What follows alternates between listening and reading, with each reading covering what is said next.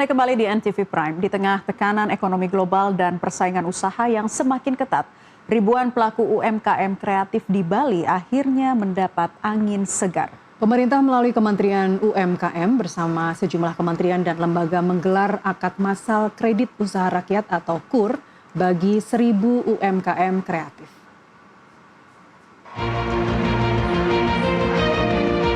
Universitas Udayana Bali Rabu 13 Mei 2026 dipenuhi ratusan pelaku usaha mikro, kecil, dan menengah dari berbagai sektor ekonomi kreatif. Mereka hadir untuk mengikuti akad massal kredit usaha rakyat atau KUR 1.000 UMKM kreatif dan bursa wirausaha unggulan yang digelar pemerintah.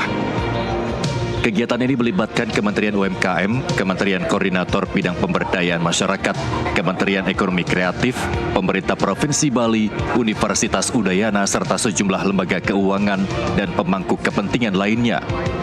Menteri UMKM Maman Abdurrahman menegaskan pemerintah terus memperkuat pemberdayaan UMKM melalui pendekatan kolaboratif. UMKM khususnya di sektor ekonomi kreatif memiliki potensi besar untuk menjadi pendorong pertumbuhan ekonomi nasional.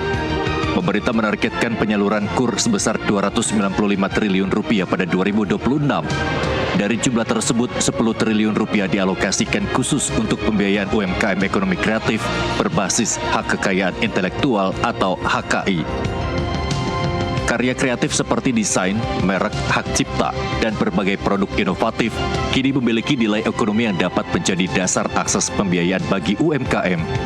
Salah satunya melalui kebijakan pembebasan biaya administrasi pendaftaran barang atau listing fee bagi UMKM yang memasuk produk ke toko swalayan. Selain itu, pemerintah juga terus mendorong pelatihan dan pendampingan berbasis inkubator wirausaha. Program ini difokuskan untuk mengembangkan wirausaha berbasis komoditas unggulan dan teknologi tinggi agar UMKM Indonesia semakin inovatif dan berdaya saing. Dalam kesempatan tersebut, Menteri UMKM Maman Abdurrahman juga memperkenalkan platform Sapa UMKM. Platform ini menjadi sistem pelayanan terpadu satu pintu yang memudahkan pelaku UMKM mengakses berbagai layanan pemerintah.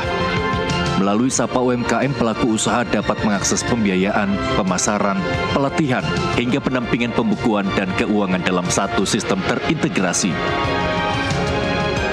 Mana dalam sistem ini juga adalah arahan dari Pak Presiden di bawah koordinasi Pak Menko Pemberdayaan Masyarakat Caimin untuk membuat sebuah sistem yang di mana di situ seluruh UMKM di Indonesia dia bisa mendapatkan pelayanan pembiayaan di situ, pelayanan pemasaran, pelatihan dan pelayanan pembukuan, keuangan dan lain sebagainya, serta pemasaran juga ada di situ.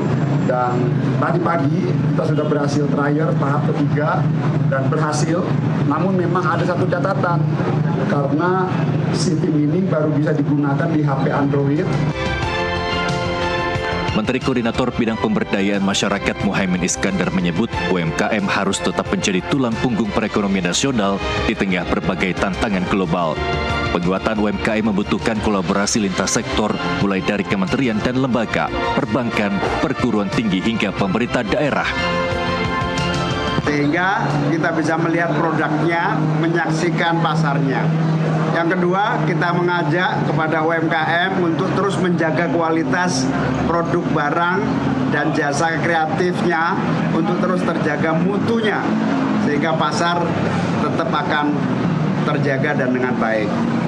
Yang ketiga, kolaborasi dan sinergi ini akan terus menjadi komitmen Presiden Pak Prabowo agar ekonomi kreatif UMKM ini benar-benar tidak sekedar difasilitasi, tetapi tumbuh dengan kemampuan riset.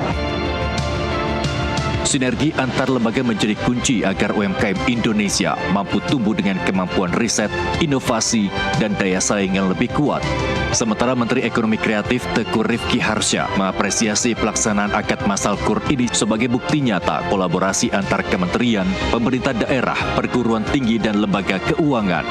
Pembiayaan dalam program ini disebut telah menjangkau 13 subsektor ekonomi kreatif dengan nilai pembiayaan mulai dari puluhan juta hingga 500 juta rupiah.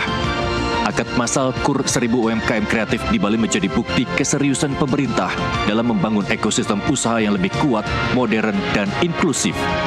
Di tengah tantangan ekonomi global, UMKM diharapkan tetap menjadi pilar utama perekonomian nasional sekaligus menciptakan lapangan kerja dan peluang usaha baru bagi masyarakat. Dari Badung, Bali, Wayan Handi Kurniawan, jurnalis NTV, melaporkan.